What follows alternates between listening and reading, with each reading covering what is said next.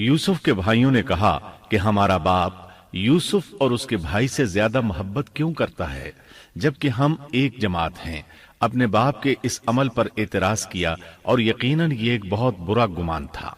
जलाल का माना गुमराही होता है, लेकिन कभी खता पर भी बोला जाता है। और उन्होंने बाहमी मशवरा किया और सोच विचार के बाद यूसुफ अलैहिस्सलाम के कत्ल की तजवीज तय हुई।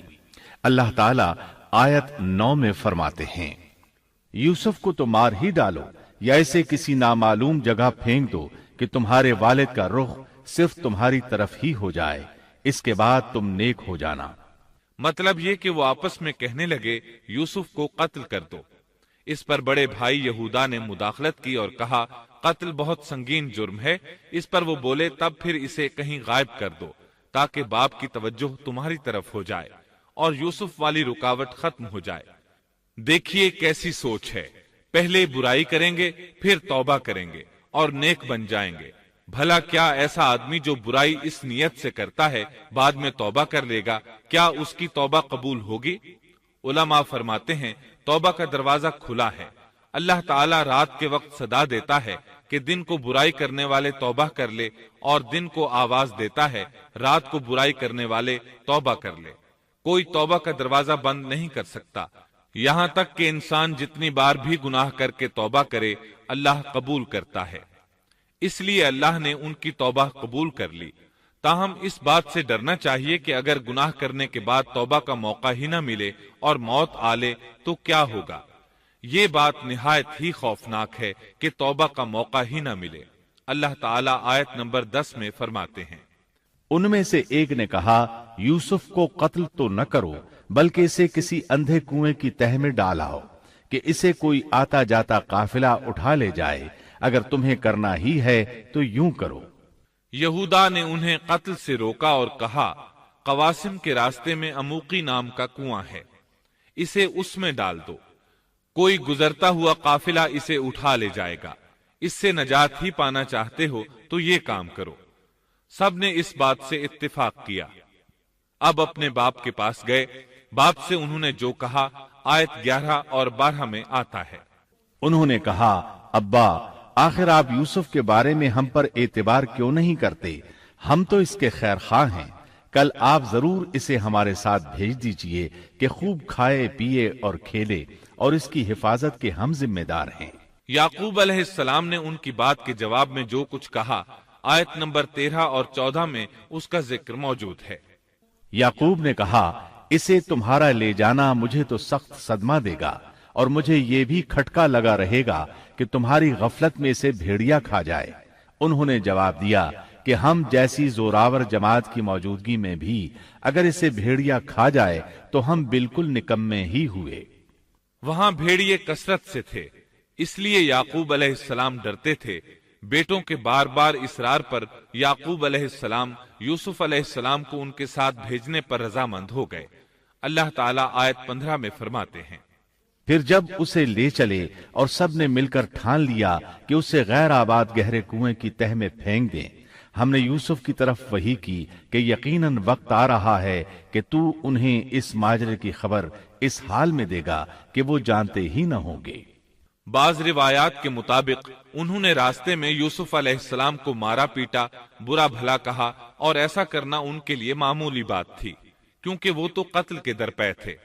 आखिरकार कुएं के पास पहुंचे और मशवरे के मुताबिक उन्हें कुएं में डाल दिया। यूसुफ अलैहिस्सलाम कुएं में एक पत्थर पर गिरे, यानी पानी में न गिरे। आप उस पत्थर पर बैठ गए। अल्लाह ताला की तरफ से उन्हें तसल्ली दी गई कि आप परेशान न हो, बहुत जल्द आप कुएं से निकलेंगे और उन्हें उनके इस घिनौने फेल के बारे में बतलाएंगे, और उन्हें इस बात का गुमान भी नहीं होगा कि ऐसा वक्त भी आएगा। यूसुफ अलैहिस्सलाम को कुएं में डालने के बाद उन्होंने घर जाने की तैयारी की। आयत नंबर 16 में आता है, और इशा के वक्त वो सब अपने बाप के पास रोते हुए पहुंचे। इमाम आमश काजी शुरह रहमतुल्लाह अलैह की मजलिस में बैठे थे। एक औरत आई, उसका एक आदमी से झगड़ा था। वो बहुत शिद्दत से रो रही थी। आमश बोले, आप देखते नहीं ये किस बुरी तरह रो रही है। उनका मतलब ये था कि ये सच्ची है।